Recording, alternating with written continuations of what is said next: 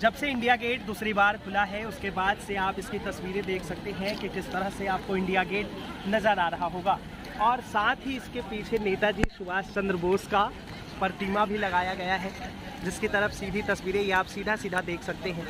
नेताजी सुभाष चंद्र बोस की प्रतिमा लगाई गई है। और इसकी अगर खूबसूरती की बात करूँ तो जिस तरह से बारिश में फैला है इसकी खूबसूरती, और जिस तरह से आसमान से गिरते हुए बारिश के बूंदे, और इस बीच में किस तरह से हरे हरे घासों का नज़ारा भी आपको दिख रहा होगा। एक बार फिर से दिखाइए इंडिया गेट किस तरह से कलरफुल और 3 रंगों में चमकता हुआ किस तरह से नज़र आ रहा है।